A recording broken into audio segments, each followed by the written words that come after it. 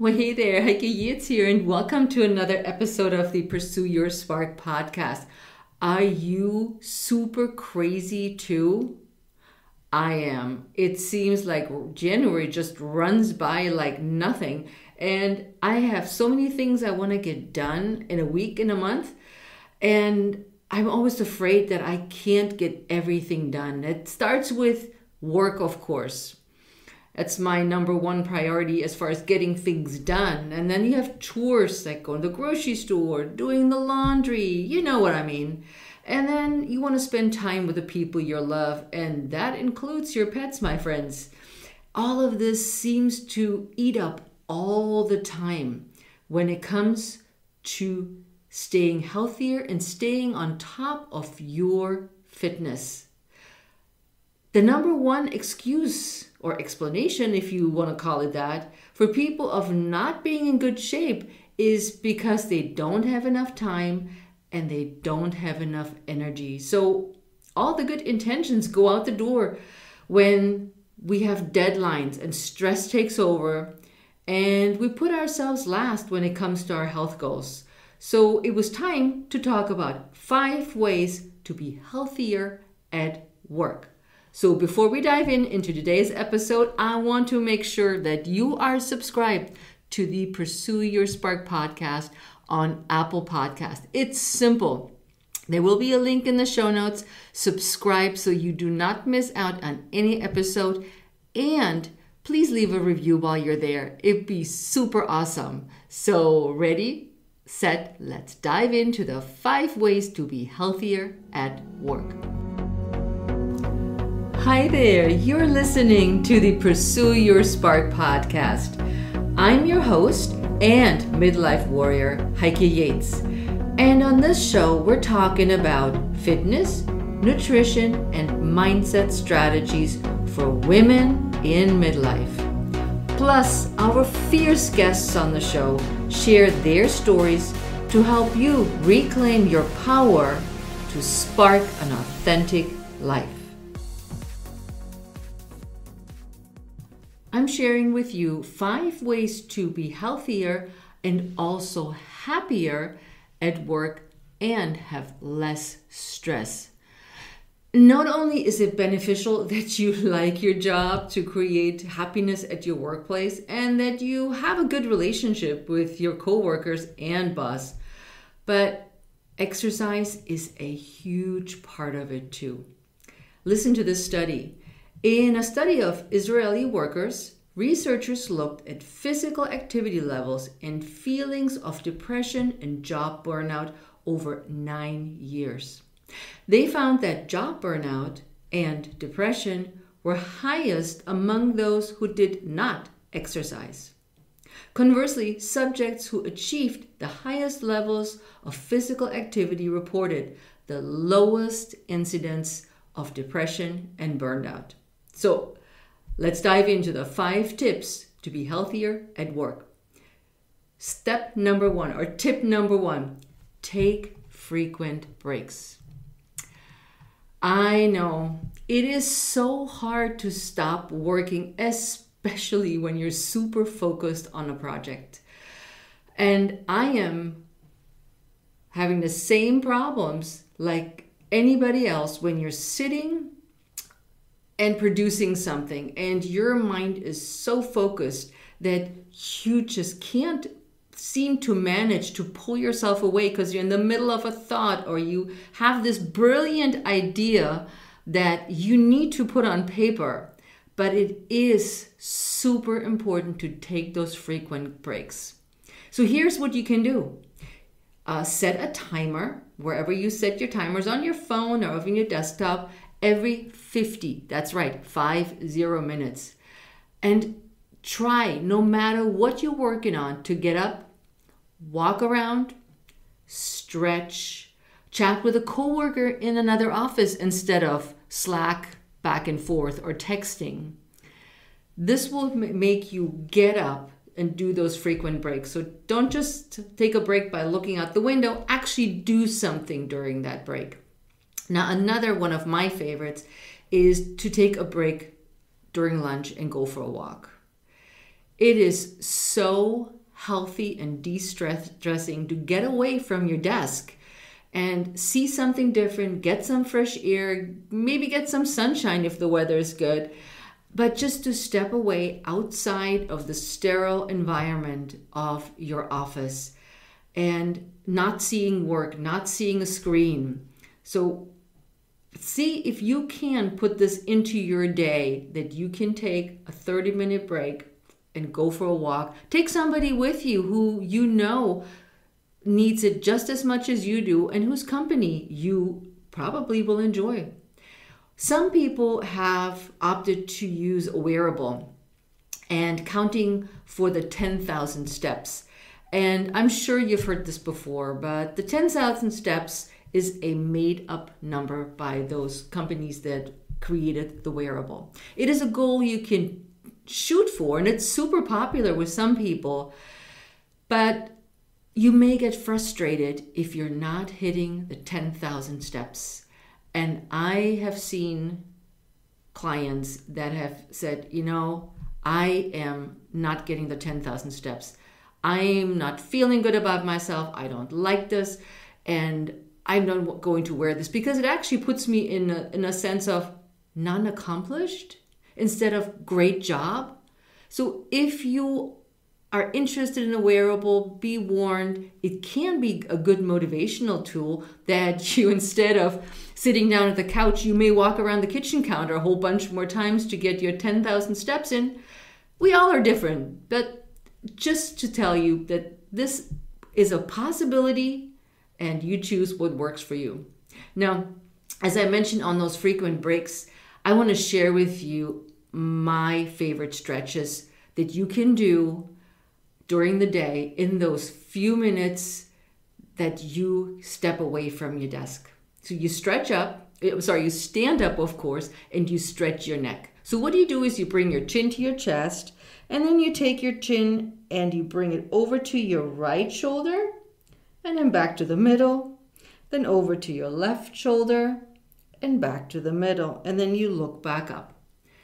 So super easy. And do 5 stretches on each side. Then what I want you to do is stand up tall and reach up with your arms towards the sky and stretch up as tall as you can go. I'm sure your coworkers may think you're waving to them, but that's all right. So stretch up, reach up to the sky, and then stretch one arm up, and then stretch the other arm up, and release. Another thing you can do are shoulder rolls. They're always my favorite. So you take your shoulders, you bring them forward, up to your ears, and backwards and down. Especially sitting on the desk, we're having a rounded upper body. And we want to counterbalance this by opening up the chest. So do those shoulder rolls backwards and just do 5 while you do all this. And then add, while you're standing, lunging forward. So what you do is you take a big step forward with one leg and then back. And then you do one to the side and back. And then you take a step backwards and then together. So picture this. Right leg steps forward as far as you can go without losing balance. You come back to the middle, then you step out to the right, you come back to the middle, and you step backwards and then back to the middle. And you do that on both sides. So that will be fun because it opens up your hips. Speaking of hips, circle your hips. I know you hope nobody sees you circling those hips, but it is so good for your back and for your pelvis.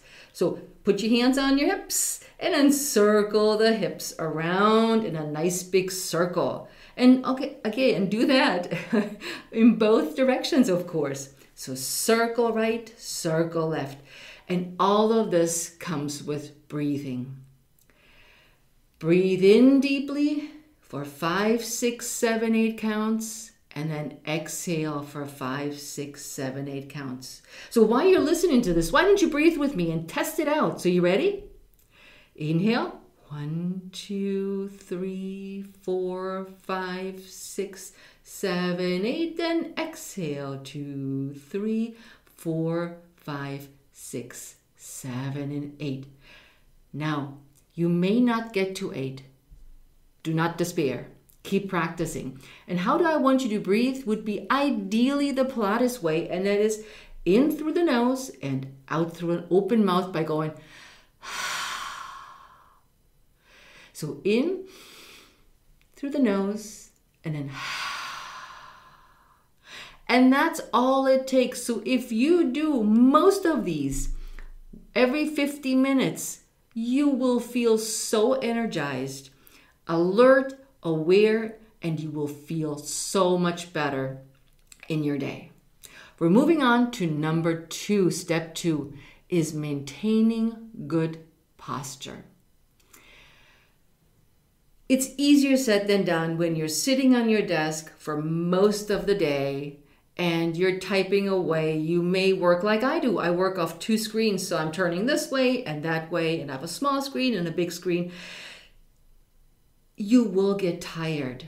And yes, there are ergonomic chairs and they work for some, and some people have opted to sit on a ball. That works for some, but be cautioned on the ball. If you're sitting on a ball that's just on the floor, your back will get tired. So limited time here. But think about your posture. When I think of posture, I use my Pilates image. And here's how I want you to check your posture when you're sitting. As you're sitting, I want you to sit as tall as you can and as relaxed as you can. Imagine you have a string through the back of your head. There's a little bump in the back of the head where you pull your head up to the sky. So look for it right now. Can you feel it? Yeah, there's a big bump in the back of your head. Pull it up and then let the shoulders relax. And then think of yourself with both feet planted on the floor. And there's such things as called sit bones, also called ischial tuberosities. These are 2 bumpy nobbins that are in your booty. And so these are the things you want to look for. And from there, so you have your feet on the ground, both feet planted, and then you think of your belly button is in, so you're putting on your proverbial seat belt as we talk in Pilates. And then you lifting your chest, you're relaxing your shoulders, you're pulling up from the back of that bump in the back of the head, the occipital bone. And then you think of, please don't laugh, but I say this all the time. Everybody that knows me knows there is a buttski and we're wearing our crown. And imagine you're putting your crown on that you're wearing proudly. So it is a very relaxed way to sit when you're sitting, rather than shoulders slumped forward, torso is short. So we want to bring you up into a good posture. Now, the latest and the greatest in better posture is the standing desk. It's a great idea to get you up and out of your seat. But if you have bad posture, a standing desk will not fix your bad posture. And I also read about that standing desks will help you lose weight. That's nonsense. Now, if you have bad posture and you are on a standing desk, you will have bad posture standing. So we need to have good posture while standing as well. And if you have a meeting that you hold online or on the phone or in another channel online, you can stand up and maybe adapt this new way of a good posture standing. And here's how it goes. You stand on your feet, balanced underneath your hips. Your hips are over your knees and your ankles. Your shoulders are over your hips and your knees. Your arms are relaxed. You thinking again, remember the crown? Put on your crown and wear it proudly. Put on your seatbelt with the hand a little bit, the hands on the belly button. You pull the belly button in and then you extend your spine. And all of this, of course, goes with breathing, going step 1. So breathing as deeply as you can. All right, here's your action step. If you don't have a standing desk yet, get up, take frequent walks, or just do a wild dance standing behind your desk. I wonder what your coworkers are thinking of you. Let me know if you try that approach. Moving on to step 3. And that is an important part in your life, is to plan your workouts. Studies have shown that exercise, even a short walk around the building, can be a healthier way to pump up your energy at the end, not only at the end of the day, but throughout your day. For example, researchers from the University of Georgia studied a group of sedentary young adults who reported feeling low energy and fatigue. They were assigned a low to moderate intensity exercise 3 times per week for 6 weeks. At the study completion, they reported a 20% increase in energy level and a 65% decrease in feeling fatigue. I'm telling you, exercise is good for you. But the important part is, don't leave your workouts to the whenever I get to it or whenever I have time. Plan them in. Look at your daytime, or you look at your schedule, and block out time that is you time. That is time for you to put in your exercise. This is not time to get more stuff done at the office, but this is the time where you can go for a walk, join a gym. Maybe your office has a gym, and my husband just recently joined the gym at his new office. He's been going there for 7 months, and he's told me how amazing the gym is that he's heard about, and that because he's now driving longer to work, he sits more. And of course, we want to go back to competing in triathlons, so we need to step up our exercise, especially for him. So he joined the gym, and he said it's a really great facility, but he has his first appointment tomorrow where he gets guidance and explanations and probably a workout program so he can get started. I can't wait to hear what he's going to tell me when he's coming back about his first day at the gym. So I'll keep you posted on that. But plan it in, get it done, and stick with it. This is not, like I said, it's blocked out time is your time. Your workout time that is so important for you. I also put a link for you in the show notes for a quick 5-minute office workout where I show you what you could do in 5 minutes in your office, sitting all dressed up, ladies, with a chair. And I've heard many people tell me that this was game changer. So I'll leave a link in the show notes for you so you can check it out. Moving on to step 4 is staying hydrated. I know we keep talking about it over and over, but I can't tell you how many people are not hydrated enough. And that doesn't mean drinking tons of coffee and thinking, okay, well, coffee is water with color, and if I add some sugar and milk, which is added calories that we don't really need, you feel drowsy, have the afternoon snack attack, and you will have those sugar cravings because of dehydration for most of the part. And when I think of working way back in an office where the heat is on, the rooms are not hydrated, and you need to drink water all day long. This can be a tough call. You sit there, you're not sweating, because sweating would indicate to you, yeah, I need to drink something, but you're not sweating, but your skin is getting dehydrated. You are sweating, even though on a very low level. So here it goes. Drink at least 8 to 10 glasses of water to help you stay hydrated, keeps you full, and it may help you prevent the afternoon snack attack heading over to the vending machine. Or another thing I've heard is that now offices provide little baskets with goodies, and they're not always the healthiest choices. So let's stay away from those and rather drink water. Now, how do you get all this water in? Well, you could keep a really cute water bottle on your desk to remind you to drink more. And I've heard of water bottles that make a sound, which personally wouldn't be my thing, but it is an option. And so when you get up every 50 minutes, you can take a big swig out of that water bottle in case you forgot to drink. So that's a double plus reminder. And refill it frequently. So you get in that little walk to the water cooler instead of the coffee machine. And I'm also a big fan of foods that can hydrate you. So I will put a link in to the blog post that I wrote on how to stay hydrated when you have trouble drinking water, because sometimes drinking water can be really boring. What I do too is I make herbal teas during the day, and I have my fennel tea and I have my turmeric tea.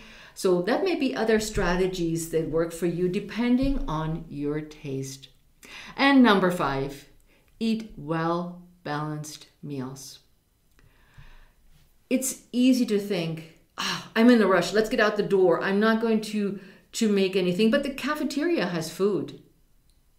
You get to the cafeteria and the lunches, you don't know what's in the lunch unless you eat a salad, same old salad with chicken on top, and you put potentially a lot of salad dressing, which is so not good for you, on top of it. And so you end up eating not as healthy foods as you planned on, or you eat a large lunch from the cafeteria of whatever it may be, rice and chicken and some sort of vegetables, only to end up eating the same kind of food or the same amount of food when you come home and haven't exercised or very little exercise during the day.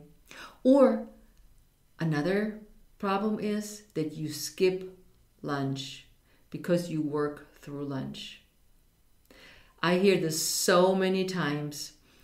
I was like, okay, I'm going to have to work. I have to finish work. I don't have to work. Don't have time to eat. Yes, you do. You have to take that time to nourish your body. It's not just about your body, but your mind. You will be so much more alert if you're a healthy, well-balanced lunch. Or you can take your lunch and eat it at your desk, but don't read, don't work, don't type stuff while you're shoveling food down. This is about mindfulness as you're eating.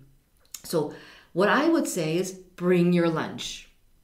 Make it a strategy and start maybe with once a week where you bring your lunch to work. Number 1, it saves a ton of money and you know exactly what you eat and what is in your food. I love this idea. And that's my favorite, and I could eat this any time of the day, or any day I should say, is I make a turkey sandwich with avocado, and then I bring an apple or one piece of fruit, or if I have any vegetables that I can eat cold, I'll eat those on the side. So, or what you could do is also bring leftovers from the night before. You know what you cooked if you can heat it up at work. It'd be a game changer for you to do that. Like I said, saves money and you know exactly what you eat. So don't skip lunch. Eat a well-balanced meal during the day. And as for snacks, if you're the person who enjoys snacks, eat a healthy snack. Stay away from that vending machine. And I have a blog post for you that is titled How to Snack Healthy at Work.